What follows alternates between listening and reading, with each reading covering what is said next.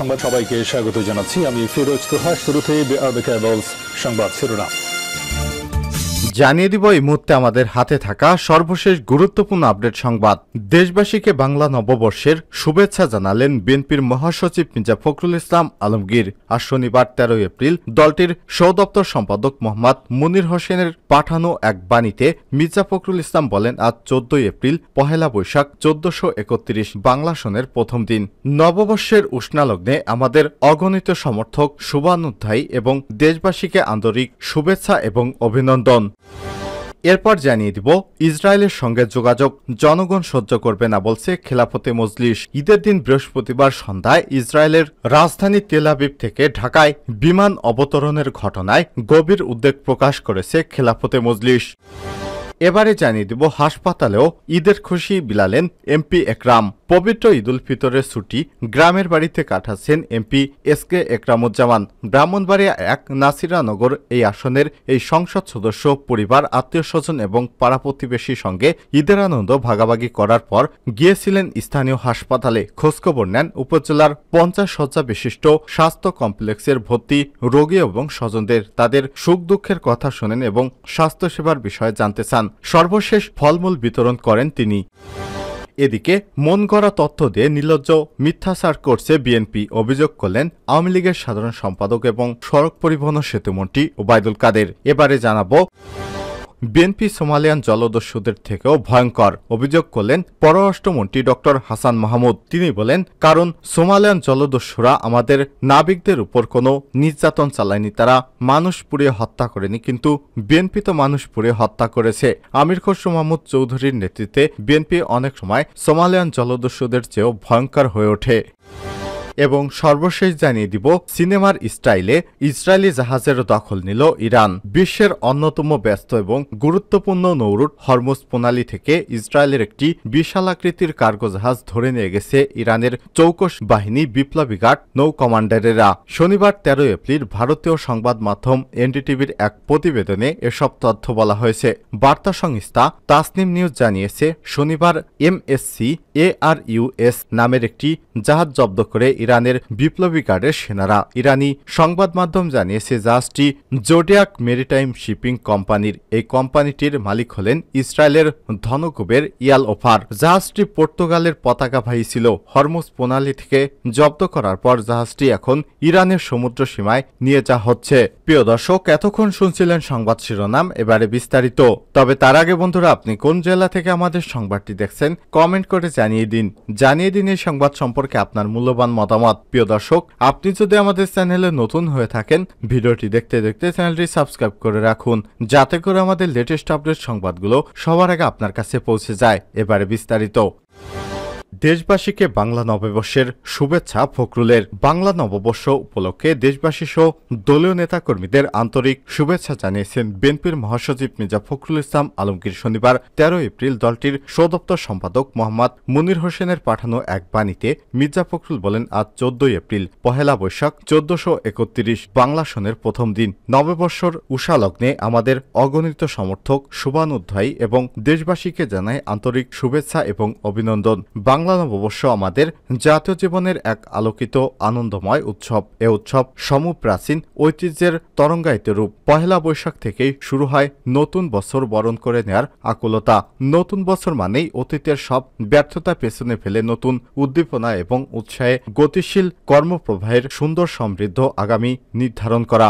বিএনপির মহাসচিব বলেন, প্রতিটি উৎসবের অন্তঃস্থল থেকে ধনী নির্ধন নির্বিশেষে সব মানুষের মিলন। পরোক্ষ একটি জাতির নানা সম্প্রদায় ধর্মগোষ্ঠীকে সংযুক্ত করে নানাভাবে 1431 বাংলা সনের প্রথম দিনে নতুন আলোতে মহান আল্লাহ রাব্বুল আলামিনের কাছে কায়মনো বাক্য দেশের সব মানুষ সুখ এবং শান্তির জন্য প্রার্থনা করছি। মির্জা ফখরুল বলেন, নববর্ষের এ নতুন সকাল মহান আল্লাহর কাছে সকলের ব্যক্তিগত, পারিবারিক তথা জাতীয় সব পর্যায়ে সুখ এবং শান্তি কামনা করছি। 1431 বাংলা সনের প্রত্যুষের প্রথম আলোয় আমি দেশবাসীকে আবারও জানাই শুভেচ্ছা এবং অভিনন্দন। ইসরায়েলের সঙ্গে যোগাযোগ জনগণ সহ্য করবে না বলছে খেলাফতে মজলিস। ঈদের দিন বৃহস্পতিবার সন্ধ্যায় ইসরায়েলের তেল আবিব থেকে ঢাকার বিমানবন্দরে বিমান অবতরণের ঘটনায় গভীর উদ্বেগ প্রকাশ করেছে খেলাফতে মজলিস। এক বিবৃতিতে খেলাফতে মজলিসের আমির মাওলানা আব্দুল বাসিত আজাদ এবং মহাসচিব ডক্টর আহমেদ আব্দুল কাদের বলেছেন, ইসরায়েল হচ্ছে একটি অবৈধ রাষ্ট্র যার সঙ্গে বাংলাদেশের কোনো কূটনৈতিক সম্পর্ক নেই। ফিলিস্তিনে ইসরায়েলি বর্বরতা এবং দখলদারিত্বের কারণে জন্মলগ্ন থেকেই বাংলাদেশ ইসরায়েলি রাষ্ট্র হিসেবে স্বীকৃতি দেয়নি। সেই হিসেবে ইসরায়েলের সঙ্গে সরাসরি কোনো ধরনের যোগাযোগ বাংলাদেশের থাকার কথা নয়। অথচ পবিত্র ঈদুল ফিতরের দিন সন্ধ্যায় ইসরায়েলের রাজধানী তেল আবিব থেকে সরাসরি 2টি ফ্লাইট ঢাকায় অবতরণ করে আবারও রাতের অন্ধকারেই ঢাকা ত্যাগ করে। তারা বলেন, ইসরায়েল একদিকে ফিলিস্তিনের গাজায় মানবতার ইতিহাসে জঘন্যতম বর্বরতা হত্যাকাণ্ড চালাচ্ছে, পবিত্র ঈদের দিনও সেখানে মুসলিম ভাই বোনদেরকে বোমা মেরে হত্যা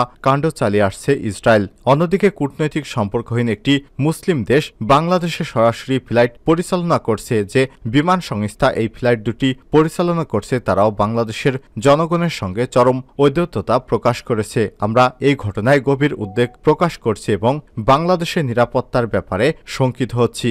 গাজায় গণহত্যাকারী ইসরায়েল থেকে কেন কোনো উদ্দেশ্যে ঢাকায় সরাসরি 2টি বিমান অবতরণ করল এবং কি নিয়ে চলে গেল বাংলাদেশের জনগণ তা জানতে চায়। অথচ এর আগে ইসরায়েল থেকে সরাসরি কোনো ফ্লাইট বাংলাদেশে আসেনি। সরকারকে অবিলম্বে জাতির সামনে এ বিষয়ে বক্তব্য স্পষ্ট করতে হবে।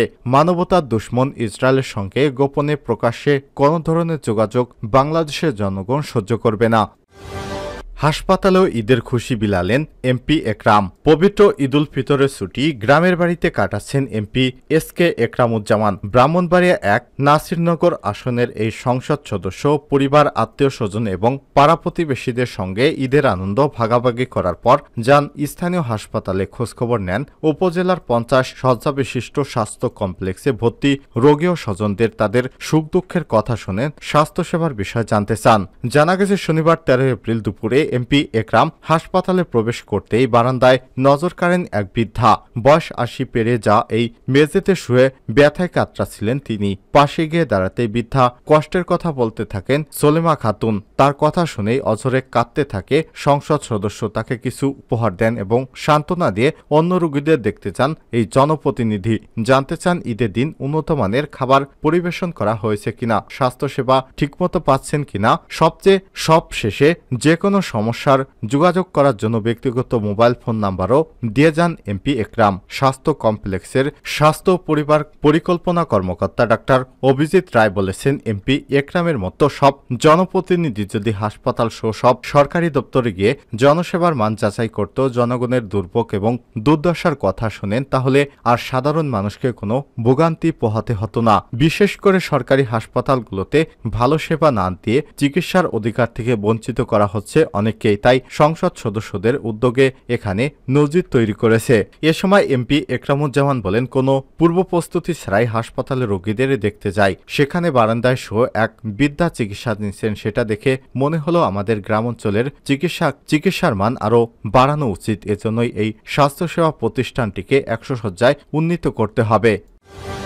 সিনেমার কায়দায় ইসরায়েলি জাহাজ দখল নিল ইরান। বিশ্বের অন্যতম ব্যস্ত এবং গুরুত্বপূর্ণ নৌরুট হরমুজ প্রণালী থেকে ইসরায়েলের একটি বিশাল আকৃতির কার্গো জাহাজ ধরে নিয়ে গেছে ইরানের চৌকস বাহিনী বিপ্লবী গার্ডসের নৌ কমান্ডাররা। শনিবার 13 এপ্রিল ভারতীয় সংবাদ মাধ্যম এনডিটিভির এক প্রতিবেদনে এসব তথ্য জানানো হয়েছে। বার্তা সংস্থা তাসনিম নিউজ জানিয়েছে, শনিবার MSC ARIRS নামের একটি জাহাজটি জব্দ করে বিপ্লবী গার্ডের সেনারা। ইরানি সংবাদ মাধ্যম জানিয়েছে, জাহাজটি জোডিয়াক মেরিটাইম শিপিং কোম্পানির। এই কোম্পানিটির মালিক হলেন ইসরায়েলের ধনকুবের ইয়ালোভার। জাহাজটি পর্তুগিজ পতাকাবাহী ছিল। হরমুজ প্রণালী থেকে জব্দ করার পর জাহাজটি এখন ইরানের সমুদ্র সীমা নিয়ে ভিতরে নিয়ে যাওয়া হচ্ছে।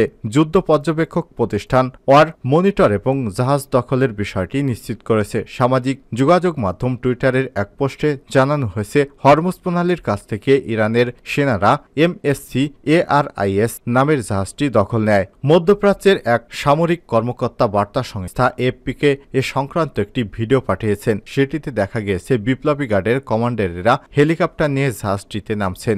ভিডিওটি জাহাজটির এক ক্রুকে বলতে শোনা যায়, কেউ বাইরে যাবেন না। পরে তিনি সবাইকে জাহাজের ব্রিজে যাওয়ার জন্য বলেন।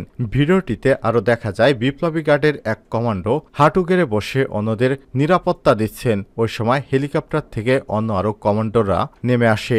জাহাজটি শুক্রবার দুবাইয়ে ছিল, শনিবার এটি হরমুজ প্রণালীতে আসে। ওই সময় জাহাজটি ট্র্যাকিং ডাটা বন্ধ করে দেওয়া হয়েছিল। নিরাপত্তার জন্য গল্ফ অঞ্চল দিয়ে চলাচল করা সব ইসরায়েলি জাহাজ গত কয়েকদিন ধরে ট্র্যাকিং ডাটা বন্ধ করে চলছে, তবে পার পাচ্ছে না। মূলত ইসরায়েলি রাজধানী দামেস্কে ইরানের কনসুলেট ভবনে ইসরায়েলের হামলার পর প্রতিশোধ নেয়ার হুমকি দেয় তেহরান। এরপর থেকে চরম আতঙ্ক বিরাজ করছে ইসরায়েল এবং ইরানের মধ্যে। মার্কিন গোয়েন্দা সংস্থাগুলো জানিয়েছে, ইরান ইসরায়েলে শতাধিক ড্রোন এবং কয়েক ডজন ক্ষেপণাস্ত্র নিক্ষেপ করতে পারে। এ অবস্থায় ইরানের ক্ষেপণাস্ত্র শক্তি সম্পর্কে আন্তর্জাতিক গণমাধ্যমে নানা ধরনের জল্পনা কল্পনা প্রকাশিত হচ্ছে। মার্কিন প্রতিরক্ষা মন্ত্রণালয় ইরানের ক্ষেপণাস্ত্র ভান্ডারকে মধ্যপ্রাচ্যের সবচেয়ে বড় ক্ষেপণাস্ত্র শক্তি হিসেবে উল্লেখ করেছে। ইরানের এই ক্ষেপণাস্ত্র বহরে রয়েছে ভয়ঙ্কর 9টি ক্ষেপণাস্ত্র, যা ইসরায়েল এবং তাদের পশ্চিমা মিত্রদের জন্য দুশ্চিন্তার কারণ হয়ে দাঁড়িয়েছে। শুধু তাই নয়, ইসরায়েলের হামলা চালাতে সক্ষম এসব ক্ষেপণাস্ত্র ছাড়াও ইরানের হাতে রয়েছে শক্তিশালী সামরিক ড্রোনের বহর। এর মধ্যে মুহাজির 10 ড্রোন দিয়ে 300 কেজি বোমা বহন করে 2000 কিলোমিটার দূরে লক্ষ্যবস্তুতে আঘাত হানা সম্ভব। এই ড্রোনটি টানা 24 ঘন্টা আকাশে উঠতে পারে। শুধু তাই নয়, নিজস্ব প্রযুক্তিতে তৈরি শব্দের চেয়ে 5 গুণ দ্রুতগতি হাইপারসনিক ব্যালিস্টিক ক্ষেপণাস্ত্র রয়েছে তেহরানের হাতে।